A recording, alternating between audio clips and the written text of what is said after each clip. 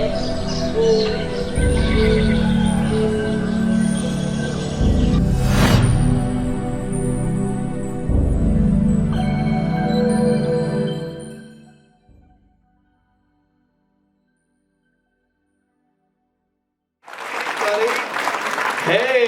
Assalamu alaikum. How we doing? Keep it going for Yasmin and Sarah and Soman. Great. Wow, it's really happening. Good to be here. They told me to make it a halal set, to keep it halal for the show. So I'm gonna do that. No, I could do that, but that would not be that's not what you were sitting in this room for. No, this is good. Happy to be here. I drove in from New York. I couldn't really find the place. I was kind of lost. I called up Mustafa Abdi, good guy. I was like, hey, where is the venue tonight? And he was like, no, it's next to Lorda Market. I was like, wow. I know the Dacey's own Edison, but I did not think they would have a Lota Super Center. Oh my God. A full market? Just for the oh wow. It makes sense it's next to this place, because you eat here and then you need you need a Lota. Spicy. Oh, this is good though. Alhamdulillah, nice to see a wall that makes the Arabs feel comfortable. That's good. Let us in, A lot of kids here.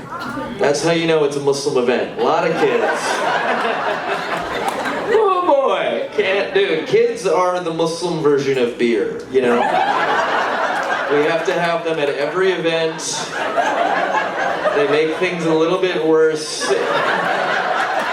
And if you have too many, it ruins your life.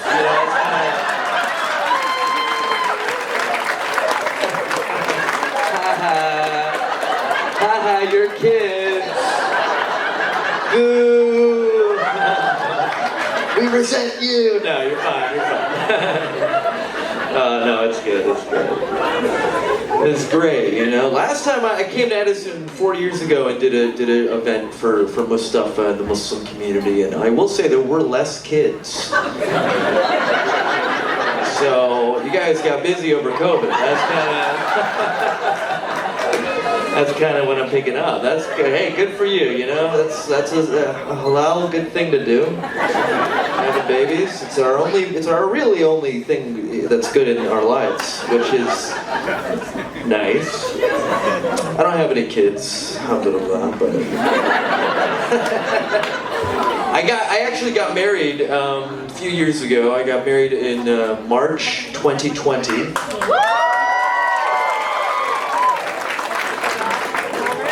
You guys remember what happened in March of 2020? Maybe you want to rescind that applause? Yeah, that was a great time to pledge your life to somebody forever. It was a really good time. I was so in love. I was like, babe, I want to be with you forever and always. I want you in my line of vision at all moments of the day. I want to never not be looking at you. And then this laboratory in China was like, we can make that happen. We're actually working on some experiments. I'm gonna test your relationship. And boy, oh boy, did they test us, man. It was something else. We fought all the time. We fought about, politics and religion, and we got in this one really heated debate about whether or not Sherlock Holmes actually did opium. You guys know this? Yeah, it's a classic couple fight. We were yelling at each other. I was like, babe, he didn't actually do opium. They just wrote that about him to make him seem edgy and darker than he really was. My wife was like, no, he did opium. Everyone back then did opium. It's an epidemic. It was all over London. You just don't know your history. You're a stupid person. It's why you're a comedian. You're a failure. I was like, how the heck could he have solved mysteries if he was high on opium? Use your mind, woman. So we looked it up. Turns out, Sherlock Holmes, not a real person. Not real, fictional character. Didn't do opium or anything. Thank you. And somebody said that's funny. Okay. That's the goal. That's what this is. Hopefully, in a perfect world. You know, we quarantined together in a one-bedroom apartment in Brooklyn for like 2 years, which is pretty rough. I don't know, did you guys quarantine in Jersey? I feel like you have backyards, kind of. They're covered in tar and chemicals, but you have backyards. It's pretty good, right? We were quarantined. What did we do? To get through the quarantine, we watched a lot of trashy dating reality TV shows. Have you seen, do you guys watch these? I don't know. What are we doing? We're watching this stuff? Little bit. Do you know what I'm talking about though? Bachelor, is Bachelor Nation in the house? We got oh wow. Okay, yeah. We watched Bachelor, we watched all of them. They're trash. I used to read books, but now I've seen Temptation Island, Love Island, Love is Blind. You guys know that one? It's a reality show. You know it? Your parents shouldn't let you watch that. What are they doing? Watching Love Island? Come on, man. I don't know what you just said, but it sounded like the beginning of a riot of some kind. It sounded like something they yell before a race riot. That's fine. If you don't know, Love is Blind, it's a reality dating show where they make a bunch of men and women date through a wall. That's the premise. So they can't see each other for 2 weeks and they date through a wall and they talk and they have these deep conversations through the wall. And then at the end of the 2 weeks, the man will get down on one knee and he'll be like, Jessica, will you marry me? To the wall. And then the girl will, to the wall, go, yes, Donovan, I'll marry you. And then they see each other. And the show is like, well, can they make it work? And they can't ever, but I remember when the show first came out, everyone in America was like, this is the craziest idea ever. Meanwhile, me and every Muslim I know was like, that's how my parents met. That's actually something not that weird. You can't do that, Netflix. You can't just take elements of Islamic culture and make it into a reality show. That's not cool. What are they gonna do, Ramadan next? 30 days, no food, no water. Sun up to sundown. Taste is blind. You know, it's not fair. I would watch that, watch a bunch of white people get upset. Yeah, we also, she introduced me to new things. The wife, she had a dog before we got married, and so I adopted a dog. I know. Uh-oh. Boo dogs. Here's the thing, I grew up very Muslim, obviously, Arab and all that, so I've never had dogs in my household, but now I have this dog, and now I love dogs. I get them. They're very loyal and sweet and kind. The thing is, I hate our dog. We have the one that your Muslim parents were warning you about. She's awful. She's potentially shaitan. She's very evil, angry, dirty. Doesn't matter you clean her, she's still dirty. She's upset all the time. Her name is Jude. That's one of those names you really gotta pronounce the whole way through. You gotta say Jude the whole time. You can't, especially as an Arab, I gotta land that plane. You know what I'm saying? I can't get caught yelling mid-Jude. That's dangerous, right? I was in a Zoom meeting a couple years ago, right? And I was doing one of these, these meetings where you sit there for 3 hours and you don't say anything, and then you get paid, and you're like, I don't know what my job is. Jude can tell when I'm at work. She can tell when I'm busy, so like, she sees that I'm at the computer and she's like, oh, I'm gonna get into some, some BS, right? Hello. And so she started digging in the garbage and she's like pulling out chicken bones, and I'm just sitting there at the computer. I'm like, freaking dirty stealing Jew, and I was not muted. I thought I was, but people were DMing me like, are you screaming at a Jewish person right now? And I was like, no, it's not a person, which didn't make it better, but, so that's, you guys are knowing that? It's a dog. It's not real. It's a dog. So the wife, you know, it's all good. We are divorced now.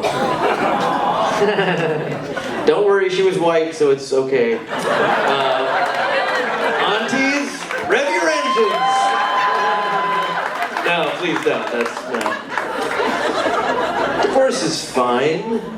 You know, I know Muslims were pretty awkward about it, but it happens. I feel like people react differently based on the gender, though, because I've noticed when a female comedian says she got divorced, the audience is so happy. Remember when Yasmin said it? Like half of you kind of applauded, like you were like, "Yeah, you go, girl!" Like people, we're so happy for women when they get out of a marriage. You're like, "Yeah!" And then a man says it, and you're like, "It's gonna be a long winter this year." You know, you just feel like pity for me. We view women getting divorced like the liberation of Paris. You're free! We view men getting divorced like the liberation of Baghdad. We're like, you're free, but somehow that's worse. We don't know what happened there. Which is fine. You two doing okay? You good? Is this going over your head? How much of this are you like fully appreciating? You know, last time I was in Edison, when I went to the restroom before my set, there was a small baby boy in the bathroom that was calling for help. And he asked me to refill the lota. And I'm wondering, it really happened. And I'm wondering, is that you? Like, where is that child?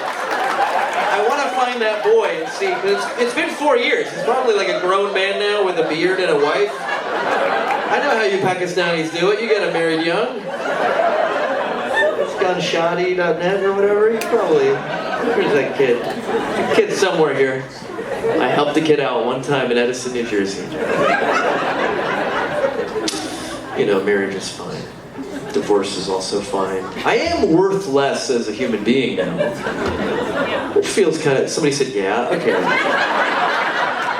I know this room. You guys are so, remember when Yasmin said straight A's and you all applauded wildly? You should be embarrassed to be such a stereotype. That was insane. You guys were like, yeah, good grades! Like, come on, guys. Come on, let's move on past that. There's more to life than getting straight A's. I think you can measure your worth as a human being by how much you could say to somebody if they were holding a gun to your head. Right? Like, I have a wife and kids. That's like the gold standard. That's pretty good. You might get out, you know? I used to have half of that. Now if somebody puts a gun to my head, I don't know what I'll... I got nothing. I have a 71-year-old Japanese roommate. You know, it doesn't hit the same. I'm not surviving that. What grade are you two in? You two also? Is that fun? Are you in American school or like Islamic school? American. Oh, too excited. Way too excited for that. You're right, though, it is better. I went to an Islamic school for a year and it was not good. What are you saying? Tell me. I want to know. Sunday school is bad? Oh.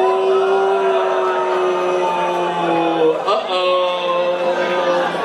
Sunday school is bad, y'all. Where's that guy who yelled out in Urdu earlier? Come beat this kid's butt. Like, that's like, come on, man. And now you're blaming your friend? All three of you need to get whooped. This is not, you gotta loyalty. You have to show loyalty to your brethren. Sunday school isn't fun, you're right. But don't worry, you grow up and then you can kind of do whatever. But you gotta pray. And fast. Are there any white people in this room? Any Caucasians? Clap if there's any. Clap if you're Caucasian. Are you, ma'am? Pardon me? You are. And you're all alone. Oh, with your husband, Oh, very good, very good. She brought protection. That's good, that's good. Very good. So, well, you're in a safe space, somewhat. Did you hear my name? My name is kind of a difficult Muslim. My name is Ismael.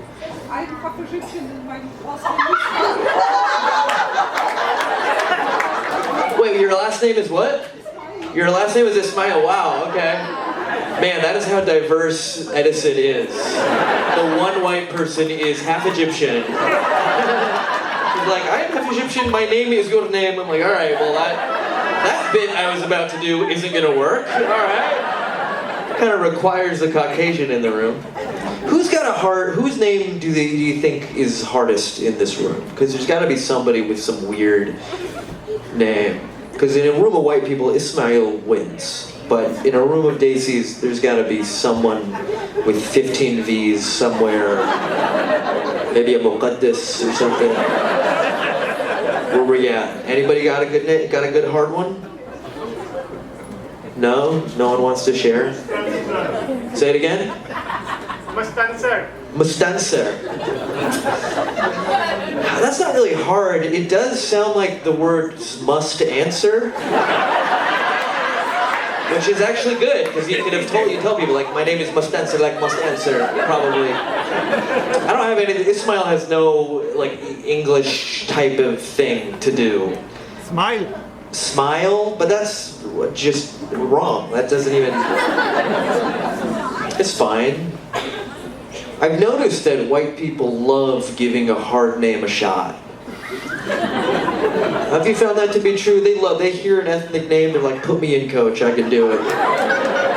They're the only race that does it. Every other race hears a name that's difficult to them and they go, I got too much on my plate right now. They don't want to do it. I've seen the Desis hear a white person's name, they're like, no, I'm not going to try. My dad was an old Arab man, old Syrian. He would never say American names. Ever. We would meet Americans and they would introduce themselves and he would be like, oh, no. And then he would give them Muslim names. And then he would translate the name for them and he was a very poetic old Syrian man. So he did it every day. We'd meet somebody, her name's like Michelle. My dad would be like, no, your name not Mish. Your name is Mish'al. It is a beautiful name. It means when you are in a field of flowers and you see a little boy in the distance and you lift the boy up and he pulls a tulip and you kiss his cheek and you look in his eyes and you see that you are the boy and the tulip is your life and there are lives all around you and you have to step on lives to get to the boy. And then Michelle's just like, so is water good to start for the table, or is... Pretty funny. Was that funny, person who said earlier? Oh, thanks. Appreciate it, man. You got that joke? I did. Okay. Okay. What is your name, sir? John. John? We got a little jokester in the building. Keep that up, you're gonna disappoint your parents, buddy. Don't follow this path. All the other comedians have PhDs and jobs. This is it for me, guys. This is my whole career. Pretty good, right? No, it's fine. I performed for a princess last night. Princess of Saudi Arabia brought me over to perform for her. And no. They thought I was Desi, so they didn't pay me, but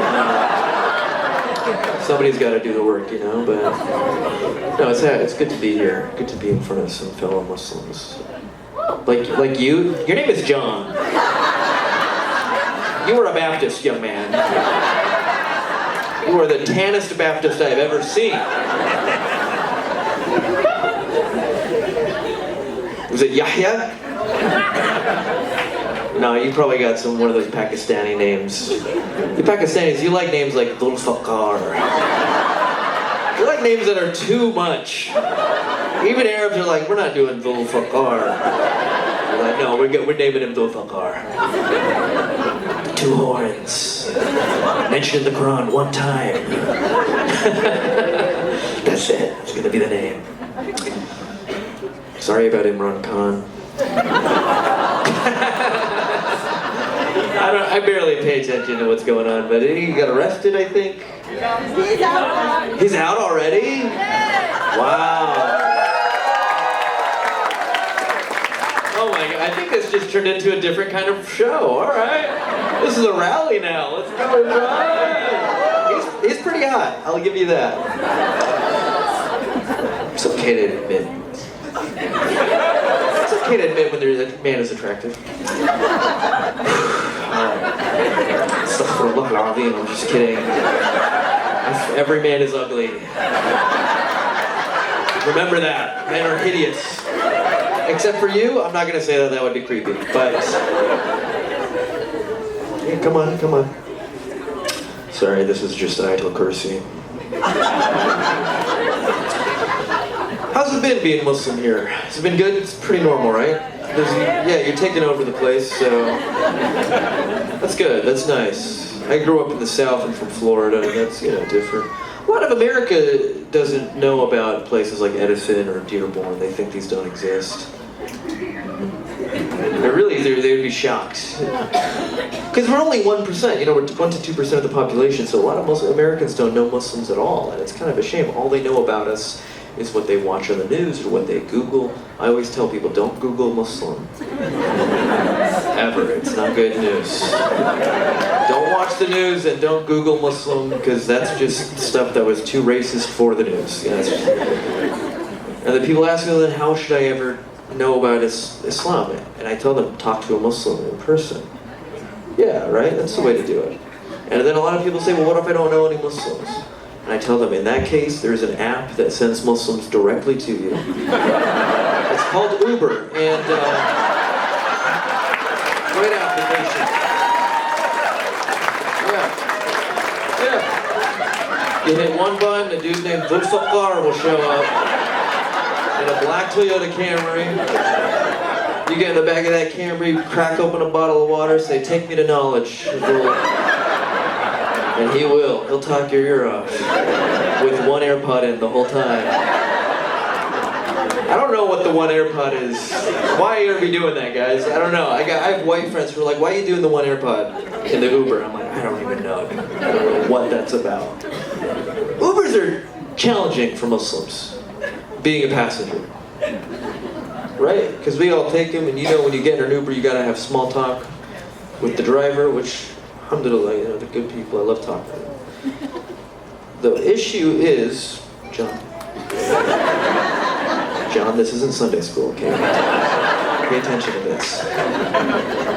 Problem with having small talk with an Uber driver as a Muslim Arab is that the driver is usually Arab too, and Arab to Arab small talk gets dark fast.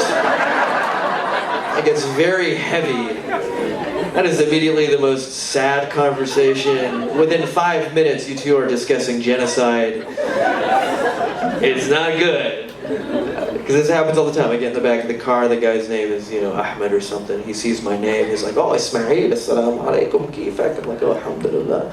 And he's like, oh, where are you from? And I'm like, oh, Syria. And he's like, oh, what happened in Syria, my brother? Bashar al-Assad is evil president. He needs to be executed. He's evil, Allah Azza wa Jal, Ar-Rahman Ar-Rahim. And Nur al-Salam al-Basit al-Samad will destroy him, and his offspring will be belittled and will be tortured in nar. They will be fed buckets of boiling water.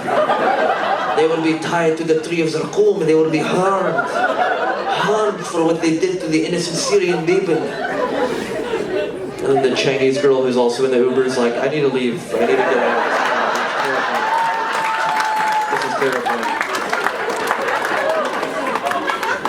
But I'm a dummy, because he does that, and then I wait a second, and I'm like, where are you from? As if it's gonna be like, oh, I'm from the cool one. There's not. He's like, oh, I'm from Yemen, and I'm like, what happened to your country, man? It's messed up, dude. You know, we got a lot of haters on the internet too. A lot of people hate Muslims on the internet. You know, I have videos of my stand-up on YouTube.com, and I've read every comment, which you should not do. You know about those comments and stuff. It's bad news. It's bad news. It's just like a bunch of Johns. You know, just the meanest, dumbest people in the world. And a lot of the comments full of Islamophobia. My favorite comment I ever got, this is totally real, it said, Islam is poison, Muslims are rats, pretty funny though. I know, I was really offended. I was like, pretty funny, you know,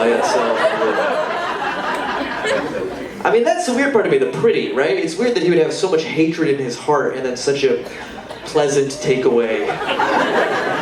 You know what I mean? Like in this guy's worldview, in the worldview of Liberty Klinger 99, he thinks we're evil. He thinks we're a scourge to humanity. Like he looks at us the same way that I look at Nazis.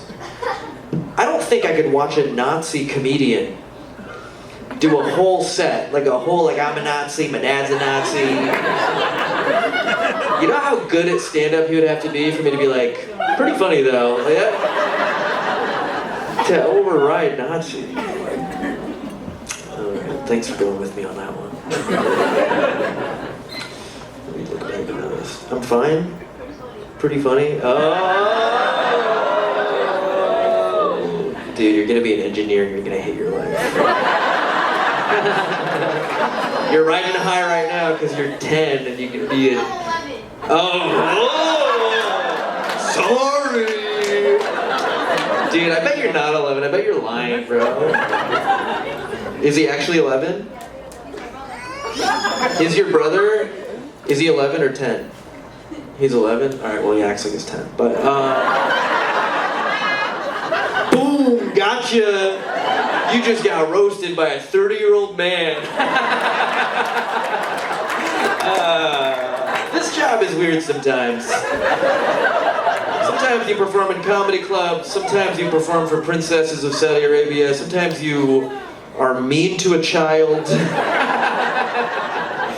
No, that's good. Very good. I wonder if Muslims will ever be accepted in America, because I look at other minorities that have been accepted, and I don't know if we'll get to their level. Like, I look at Italians a lot, right? I envy Italians, because they were not always in America. And then one day, they slithered their oily bodies deep into American culture. They got nice and snuggly. Now you see an Italian walking down the street, you can't even tell something's wrong. You know, they just look like an American. This is how in they are, is that they brag about their villains. Right? You know what I'm talking about? You guys live in Jersey, you know what I'm talking about. Every Italian-American friend I have is always like, dude, my cousin's cousin's cousin was a member of the Alfredo Stromboli crime family. He had the gun that was used to murder Tommy Cannoli in the 1931 Penny Vodka War. Right? And you're like, whoa, that's cool, Tommy Cannoli, wow. I had his poster in my dorm or whatever. Even though we all know the mafia is evil, they killed thousands of people. They're all criminals and awful pieces of doo-doo. Yet they have this celebrated status in America, you know? I don't think Muslims will ever get to that level of acceptance. You know what I mean? We'll never get to that level. We'll never get to be like, dude, my cousin's cousin's cousin, the 89, you know what I mean? Like, we're not gonna like that. That accepted ever. It doesn't matter how far we go. That's never gonna be cool. Which is a little bit unfair, because every race has a group that they're allowed to be publicly proud of, like an evil group that they're allowed to have some pride in, right? Like Italians have the mafia, Irish people have the IRA, Indians have the BJP. White people have cops. Like, everybody's got an evil group, but we don't get one. We're not allowed. And it's fine. I mean, America's in rough shape. Wouldn't you agree? It's been a rough 8 years, 10 years or something. I think so. This is how bad it is. I feel like xenophobia isn't even what it used to be. I was on the road recently, this guy told me to go back to where I came from. I wasn't offended. I would off myself if I belonged in St. Louis, Missouri. And then we got Trump, he just did a town hall. I don't know how you feel about him. I imagine you don't like him very much. He might come back, he might be president. Obviously, you don't have to boo, we're all Muslims. You think there's some contingent of us that's like, I like the dude? No. I'd be surprised. Well, I mean, I wouldn't. I know, we got some rich people. Where are the doctors? Where are the secret Trump voting doctors in the building? Yes. Half Egyptian lady?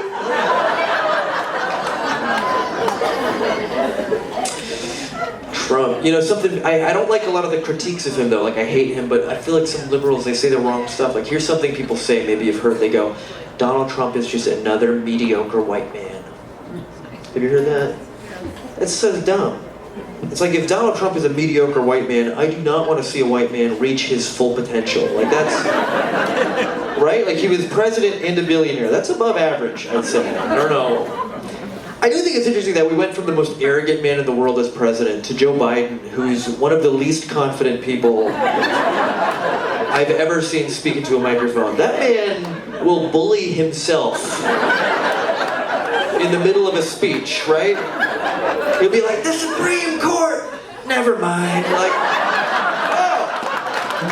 Go finish it. You're the president. You can say what you want.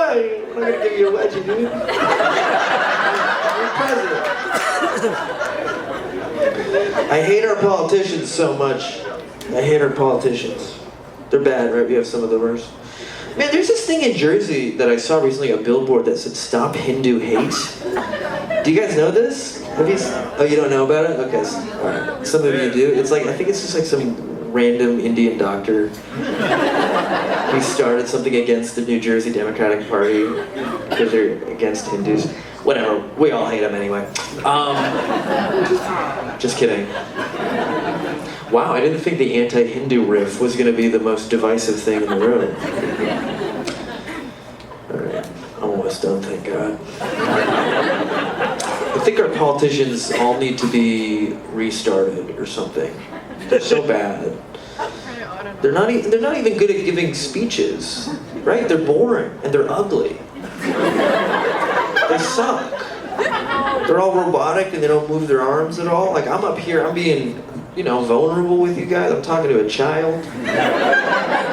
None of them could do, no politician could do this. If Joe Biden was standing here right now in front of you guys, he would fart and die. He would have a terror fart and he would die. He would have had one too many gulab jamun and just exploded. Couldn't handle it. I couldn't do this. I mean, they're not even original. That's the other thing. Everything I'm saying I had to write myself. Everything, yes, means that we're all writing our own material. These politicians have writers that work for them, that come up with their boring scripts. And these writers are the smartest people in the world, writers from Yale and Harvard. Yale had nothing to do with this set. This is a Vanguard High School production, okay? This is a very, essentially community theater right now.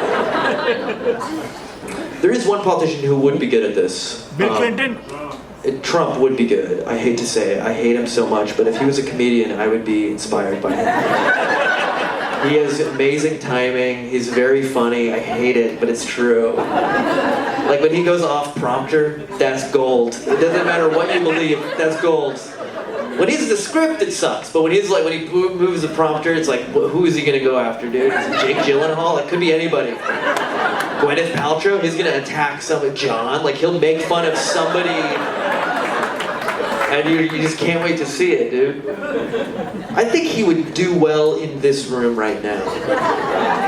Can you imagine if Omar came up after me and was like, all right, we got one more performer, bit of a drop-in tonight.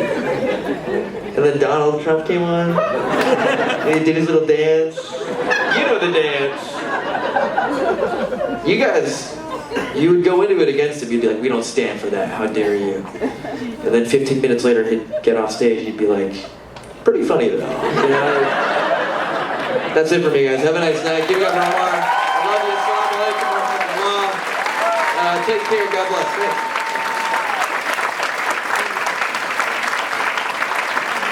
One more round of applause for Ismael.